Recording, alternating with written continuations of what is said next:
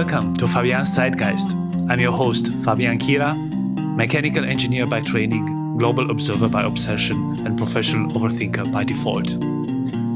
This podcast is my way of decoding current events, economics, politics, and the societal ripple effects that shape our world. I'm not here to pretend objectivity.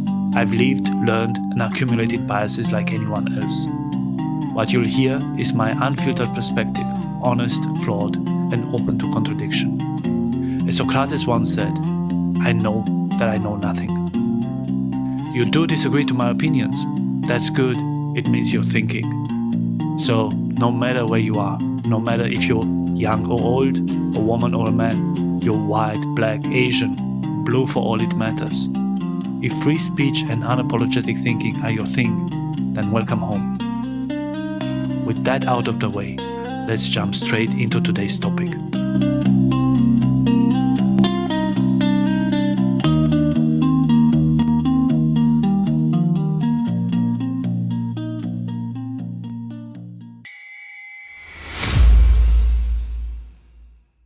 I grew up in Eastern Europe, specifically in communist Romania. During this period, the country was undergoing a significant transformation, moving from an agricultural-based economy to one centered on industry. This economic shift led to many peasants relocating from rural areas to cities in search of industrial jobs. With this migration, people brought the traditions and social norms they had grown up with.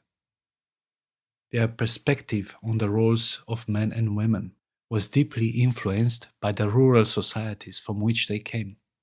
As a result, the expectations for gender roles in both family and society were shaped not only by the demands of the changing economy, but also by long-standing cultural practices. Even as people moved from the countryside into the cities, for men, nothing really changed. Their evenings were still all about hanging out, drinking or fixing up a car. An old Dacia, an Aro Trabant, or even a Russian Moskvich. These moments, swapping stories and helping each other out, were just as much a part of their lives as they had been back in the villages. It was like the old ways got transplanted into the new city life, a mix of work, tradition, and simple pleasures, with carts, oxen, and horses being replaced by cars. For women, however, brought significant changes. In addition to their traditional responsibilities at home, such as caring for the children, cooking, washing, and cleaning, women were now also participating in the workforce. Despite taking on jobs outside the home, their domestic duties did not diminish. Instead, the workload increased, as they were expected to fulfill both roles, employee and homemaker.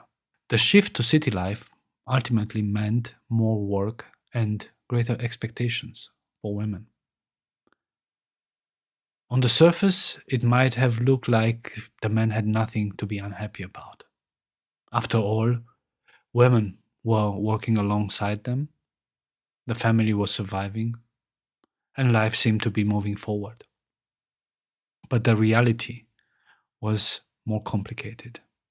Suddenly, men found themselves in a position where they were no longer the provider for their families. Their work alone wasn't enough to secure the household anymore, and that brought a strange mix of frustration, insecurity, and a sense of inadequacy. For some, these feelings bubbled over in harmful ways. Alcohol became a crutch. Tempers flared. Domestic violence increased. And sadly, there was also a noticeable rise in suicide rates. It was a harsh reminder that societal shifts affect everyone, and that coping with change isn't always easy or healthy. Luckily, When I was growing up, I didn't really see that kind of violence in my own immediate family. I was fortunate to learn from an early age that women have to be respected and protected. At home, my mother did most of the housework, but she was never less than my father. She was his equal partner in everything that mattered. Yes, he still saw himself as the head of the family, but really, we all know that who controls the money controls everything. And in our family, my mom was the one handling the financial side. Nonetheless, they made the important decisions together, discussing things before deciding. And my father didn't just sit back and let it all be on her shoulders. Yes, he never did laundry or ironing, but he stepped in where he could, learning to help out in practical ways, sometimes by taking over cooking or doing the dishes. However, this was the normality in that environment, and it really shaped how I see men and women relationships even today. It was quite a long introduction, but in case you haven't figured it out yet, today's episode dives deep into a topic that continues to shape societies, relationships, and identities: the dynamic between men and women, the social construct we call patriarchy, and the evolving role of feminism. The question I'm asking is this: are the newest feminist waves in the Western world truly helping to close opportunity gaps between men and women? Or are they perhaps unintentionally pushing away potential allies and undermining a cause that should unite us all? Let's explore whether we are fighting the right battle and what equality really looks like in today's world. Our story begins thousands of years ago in ancient civilizations where societal structures were taking shape. In early human societies, roles were often determined by physical strength and reproductive capabilities. Men, typically stronger and more mobile, took on roles that involved hunting, defense, and leadership. Women, primarily responsible for childbearing and nurturing, managed the home and care for the young. This is the way life went for thousands of years, with little modifications. When we talk about patriarchy, it's easy to think of it as just men wanting power in the abstract. But one of the driving forces behind patriarchal structures was much more practical and honestly a little grim. Men wanted to control which children they were raising, to ensure that their resources, labor, and inheritance went to their own biological offspring.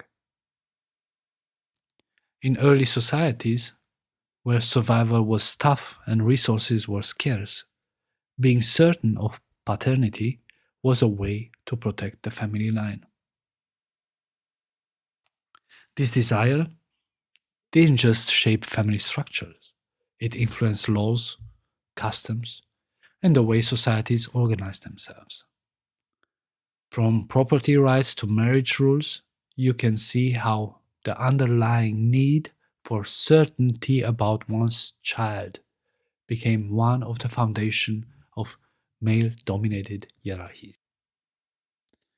Nowhere is that clearer than in ancient Mesopotamia with the famous Code of Hammurabi, one of the earliest legal codes in history. This was a set of rules for trade or property, but it also codified the roles of men and women and showed exactly how society viewed gender. In this world, men were in charge. They were the heads of households, responsible for providing for the family, making decisions, and maintaining order. Women, on the other hand, had very clearly defined roles: childbearing, raising the children, managing the household, and being faithful to their husbands. The law made it clear that if a woman strayed, if she committed adultery, for instance, she could face harsh punishment, including death. Property and dowries were technically hers, but the husband had the final say over how they were used. Divorce? Mostly controlled by men. It might seem extreme to us now, but at the time it was considered a way to maintain order and stability. Polygamy was allowed for men, but the law protected the primary wife's rights. Reading these laws today, it's easy to see the roots of patriarchal structures that have persisted in various forms across millennia. Men held power, women had responsibilities, and stepping outside those roles could have severe consequences. It was a world where gender was a line drawn in stone, and crossing it was dangerous. And Mesopotamia wasn't the only place where these patterns took hold. As we move across the ancient world, we see similar structures emerging again and again. Take ancient Egypt, for example.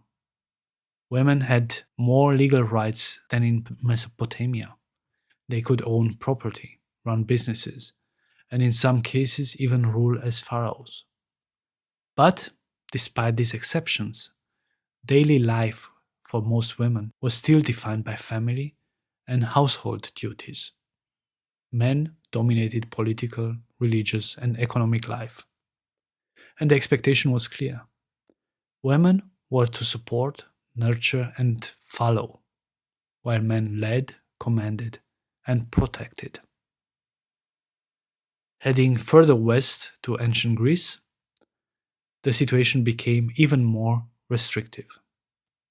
In Athens, women were expected to stay largely out of public life. Their main role was to manage the household and raise children, especially sons who would grow up to be citizens with rights. Participation in politics, philosophy, or business was off limits for most women.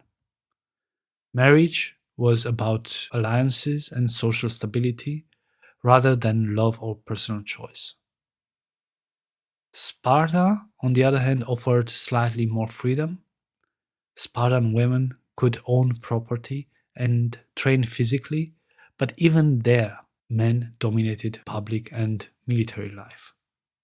Then there's ancient Rome, which might feel familiar to us because so much of Western legal and cultural tradition traces back to it. Roman women, like their Greek counterparts, were mostly confined to those domestic roles, managing the household, raising children, supporting their husbands. Rome gave us the concept of the pater familias, the male head of the household. This title carried almost absolute authority. The pater familias controlled property, arranged marriages, and could even put slaves and family members to death with little fear of consequences. While women could sometimes wield influence behind the scenes through property, arranging marriages, or guiding their husbands and sons, the public levers of power were firmly in men's hands. The paterfamilias system is a perfect example of how patriarchal principles were formalized in law and culture. And even though patriarchy existed in other civilizations before Rome, this model helped shape Western ideas of male authority for centuries to come. What's striking is how consistent this pattern was across civilizations. Men dominated public, political, and economic life, while women's role was largely defined by family, and household responsibilities. Even when women had influence, it was often indirect, and stepping outside these expectations could have serious consequences. And even though the specifics varied from the pharaohs of Egypt to the philosophers of Greece and the senators of Rome, the core structure was remarkably similar. It's a reminder of how deeply rooted these ideas are and how they shape societies for thousands of years. Fast forward to the 19th and 20th century, a period of massive change. Industrialization, urbanization, and social upheaval were reshaping the very fabric of daily life. As economies shifted from farms to factories, and as more people moved into crowded cities, the roles of women started to change along with everything else. Suddenly, women were no longer confined to the home. They were showing up in factories, in offices, shops, taking on paid work that had previously been reserved for men. This was a huge challenge to the traditional expectations that a woman's place was solely in the home, caring for children and managing household chores.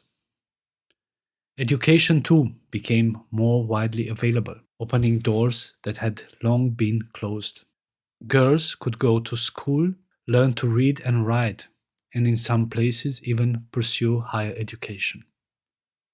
With knowledge came awareness, and women began to question their place in the world. They started asking, why should our opportunities be limited?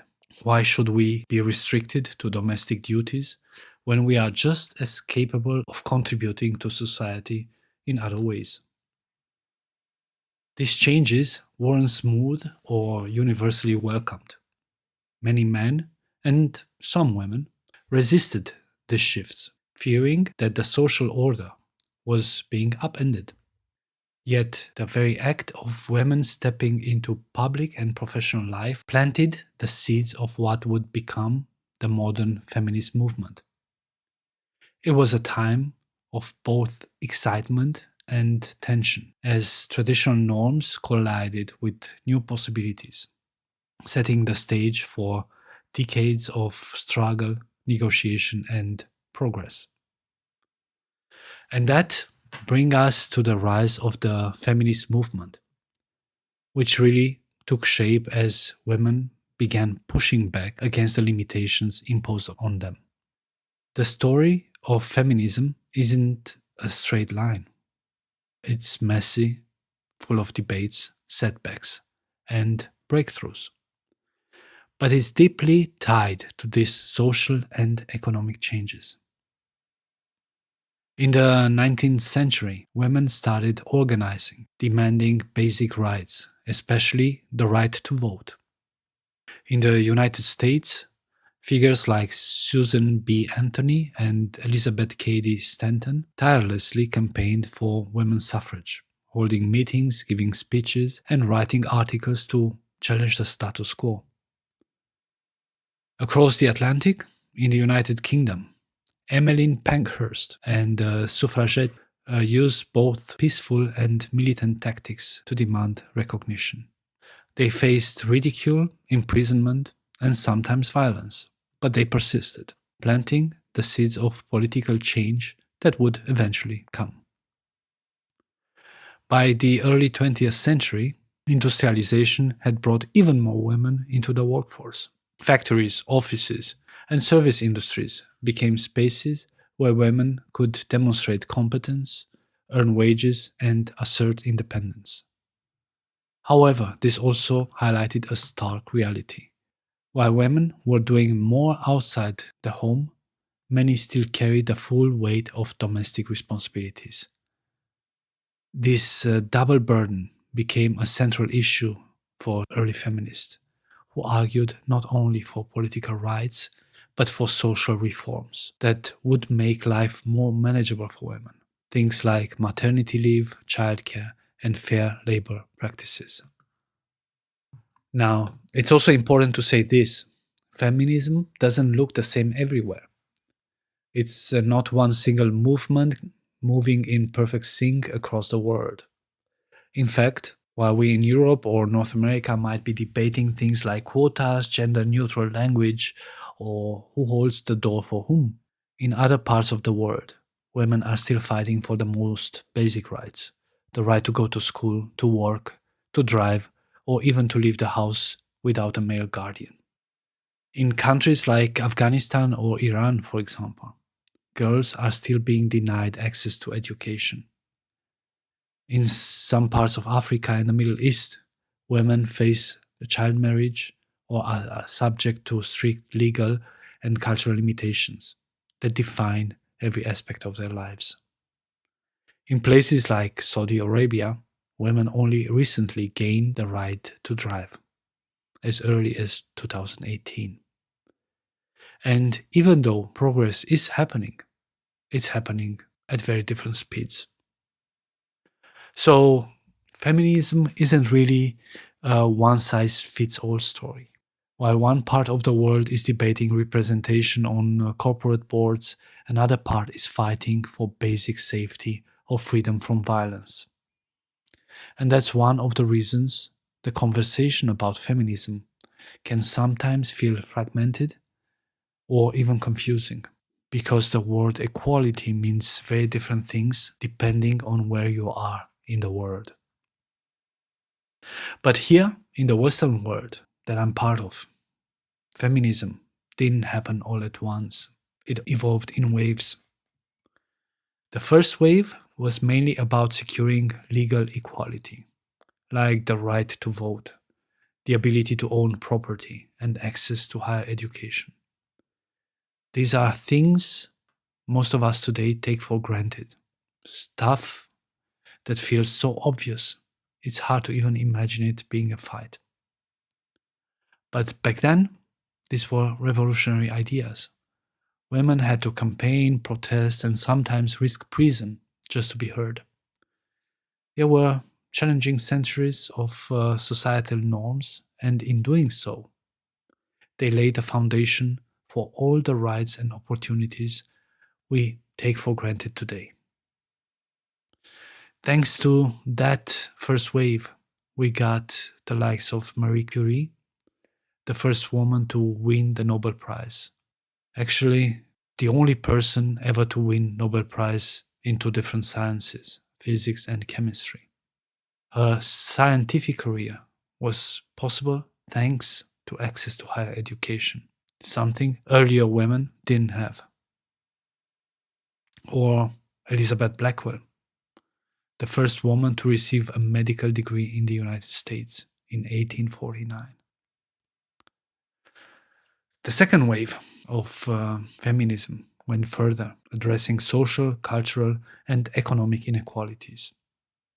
Key themes included workplace equality, demanding equal pay for equal work, reproductive rights, access to contraception and safe abortion, sexual freedom, challenging the idea that women should be passive or ashamed of their sexuality, domestic violence and marital rape, bringing the hidden abuses into public discussion, and, of course, representation, questioning how women were portrayed in media, literature, and advertising. The second wave was often criticized for focusing mostly on white, middle class Western women, while ignoring the struggles of women of color, working class women, or those outside the West. This gap eventually led to the third wave.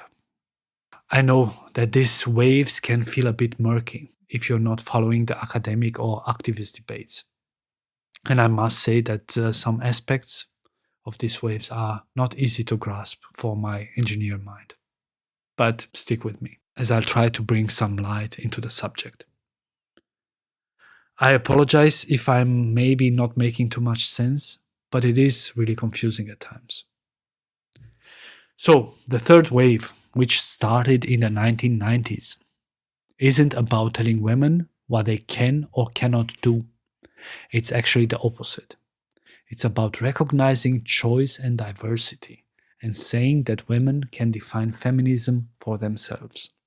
Third wave feminism emerged because earlier waves often assumed that all women wanted the same thing: legal equality, access to work, voting rights, and framed empowerment in very uniform ways. But the third wave said, hold on, women are not all the same. Some want careers, some want to focus on family, some want both, and some reject traditional roles entirely.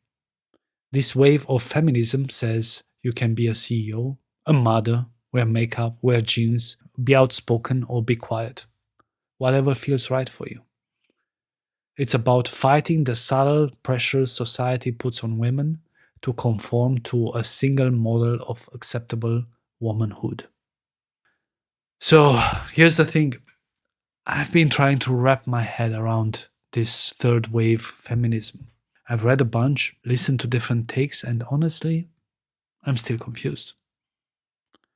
From what I understand, you're considered a feminist whether you're chasing a high profile career in politics or running a Fortune 100 company, or whether you choose to stay home and raise your kids, whether you love dressing up or live in jeans, whether you embrace femininity or reject it entirely.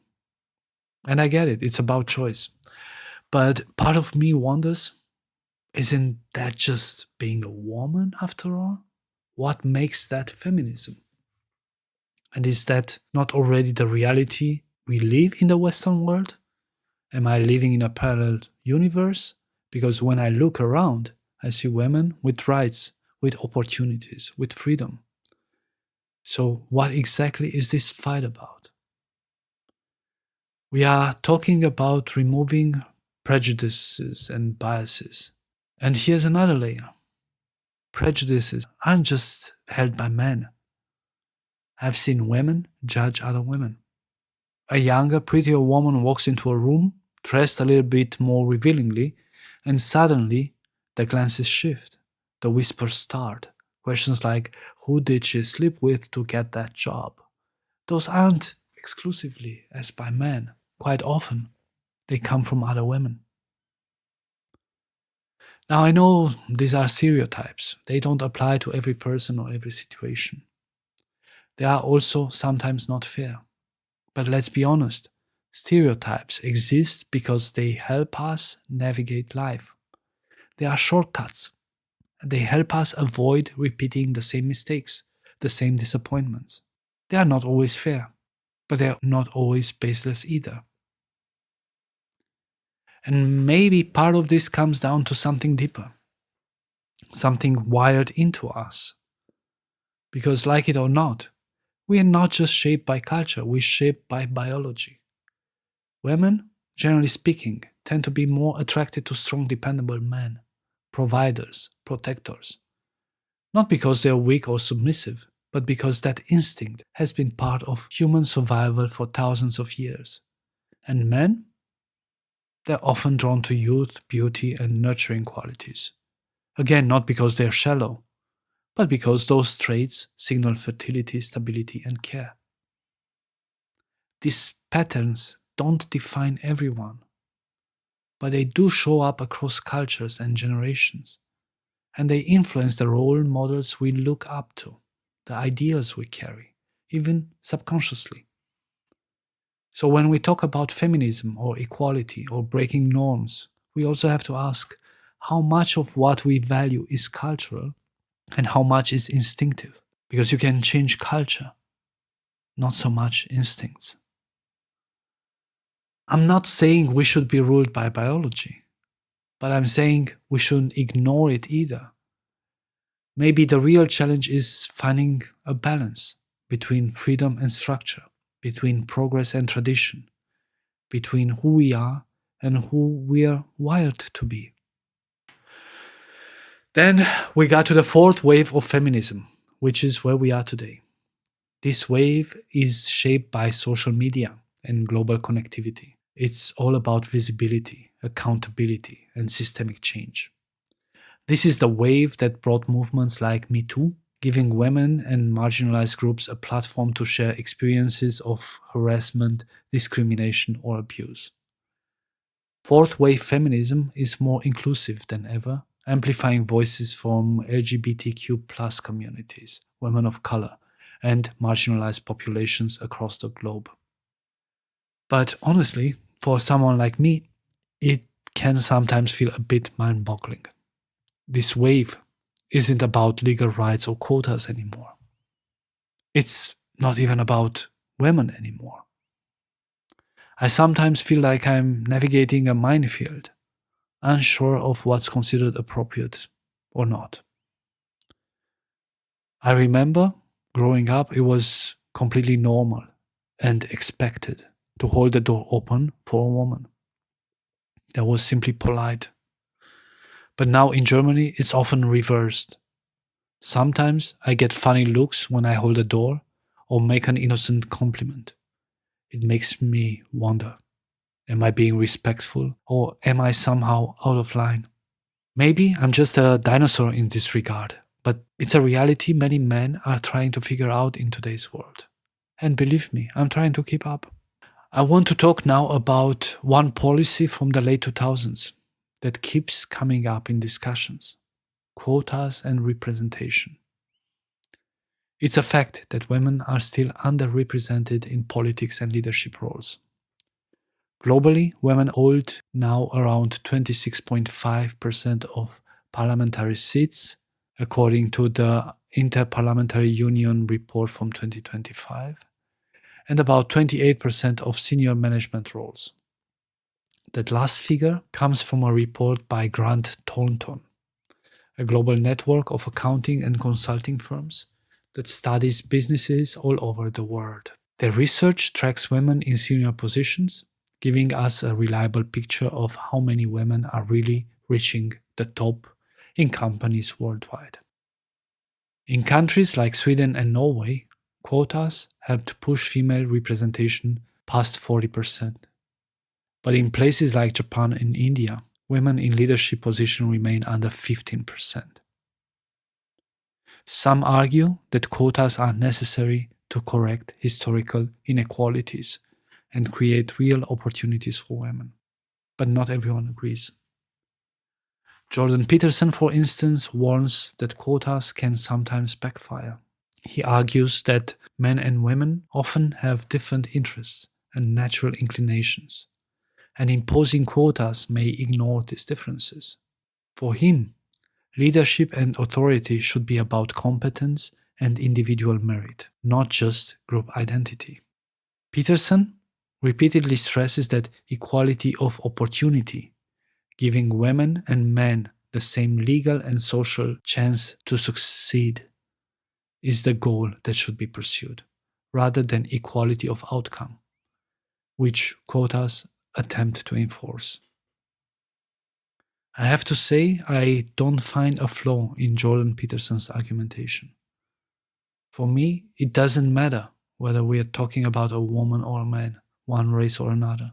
What really counts is competence and the willingness of the individual to do what needs to be done. Let's be honest, I don't hear many people demanding equal representation in garbage collection or construction work. I'm sure women could do these jobs just as well as men, but the question is, are they willing? Do you think the garbage men are really living the life of their dreams? I promise you they are not.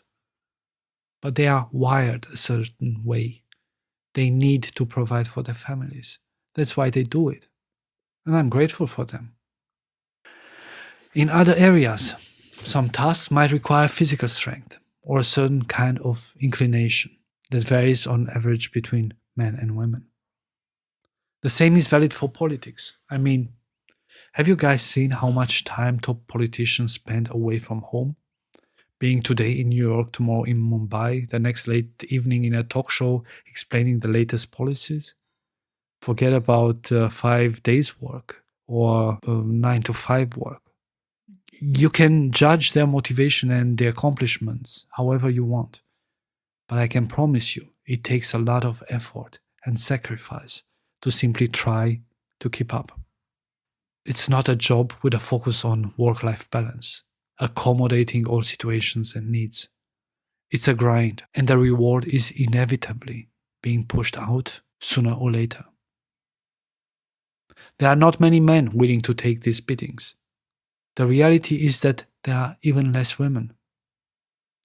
So putting up quotas will simply lead to lowering the standards, whether it's politics or any other competitive area. Not because the women are less capable as a whole, but simply because the pool of women which are willing to fully commit to the requirements is smaller than the pool of men. Of course, we are all unique, and I try to be sensitive to that. I am fully committed to equality of opportunity. Women should have access to the same education, the same trainings, the same chances as men. The key is letting individuals choose their paths and excel based on their abilities, rather than forcing outcomes based on quotas or averages. Now, critics of Peterson's view respond that ignoring quotas risk perpetuating systemic bias because not all barriers women face are visible or easy to measure. For instance, Dr. Iris Bonnet, a behavioral economist from Harvard, argues that bias often hides in plain sight in the design of organizations themselves, hiring practices, work schedules, even how we define leadership potential. All of these were shaped over decades by predominantly male experiences. Then there's Dr. Alice Eagley, a social psychologist who spent years studying gender and leadership. She found that women leaders often face what's called a double bind. If they're too kind, they're seen as weak. If they're assertive, they're labeled as cold or bossy. It's a lose-lose game. From this point of view, quotas aren't about lowering the bar. They're about making sure the bar isn't unfairly higher for one group. Even Christine Lagarde, now the head of the ECB, the European Central Bank, put it nicely when she said quotas are like crutches. You don't want to use them forever, but sometimes you need them to get walking again, to rebalance a system that's been limping for too long. So, while one side says quotas threaten meritocracy, the other side argues that meritocracy can't really exist until the system itself is fair. Now, I do understand the idea that some barriers are invisible. Just because you don't see them doesn't mean they're not there. After all, we don't see the air we breathe or the electricity that powers our homes. Yet both are undeniably real. And I get that social structures can sometimes work the same way, quietly shaping outcomes in a way we don't even notice. But here's a question that keeps nagging at me. Is it fair to fix an invisible disadvantage with a very visible policy? When we start imposing quotas, are we really correcting the system? Because if a position, an award, or a promotion is achieved under a quota, doesn't that automatically cast a shadow of doubt over the person's real merit, even when they truly deserve it? And could that shadow of doubt have unintended consequences for other women as well, making them feel a sense of shame or frustration at someone else's achievement, rather than inspiring them to pursue the same path? It's that tension between intention and perception, between fairness and optics, that makes this debate so complicated and honestly a little uncomfortable to talk about. My father used to hold the door open for my mother, carried the heavy bags of produce from the market, and take on the tasks that require strength or effort. He tried to help wherever and however he could, always in his own way, always as a gentleman. That's the environment I grew up in, and it shaped me in who I am today. Looking at my own life now, I do more housework than my father ever did. But there are still tasks that my wife naturally takes care of, and some that fall mostly to me. We both believe in equal rights between man and woman, and that doesn't mean we see ourselves as identical or interchangeable. In fact, we cherish the differences that make us who we are. I love my wife's femininity, her beauty, her grace, her sharp wit, and I'm grateful for everything she contributes to our family and to our relationship every single day. And she loves me for being me, a man, perhaps simple minded at times, but reliable, a provider, a protector, her anchor in this life. It's a balance that works for us, grounded in respect, trust, and the acknowledgement that equality of rights doesn't require sameness of roles. For me, it's simply unthinkable to live in a world where women couldn't vote or didn't enjoy the same basic liberties as men. I'm genuinely grateful for the progress our society has made over the last century. We've moved from those antiquated concepts, and it's reassuring to see that, at least in many parts of the world, equality under the law is no longer a question, it's a reality. Of course, the journey isn't over. Across the world, in many countries and cultures, women still face real barriers, legal, social, or economic, that limit their opportunities. But just stepping back and looking at how far we've come makes me optimistic about what's possible. I'd just like to offer a word of caution. We shouldn't erase the differences that makes us who we are, the natural qualities of men and women. Equality in rights and opportunities doesn't mean we're identical in every aspect of life. Our differences, whether physical, emotional, or in how we approach work, love, or relationships, brings balance and richness to society. Ignoring them risks creating a kind of equality that feels artificial, instead of one that respects and celebrates the unique strengths each of us contributes. What I really hope for is that our conversations move beyond ideology and focus instead on real issues. Let's build a society where everyone, men and women alike, can truly thrive. It's all about finding that balance between equality and difference, tradition and progress.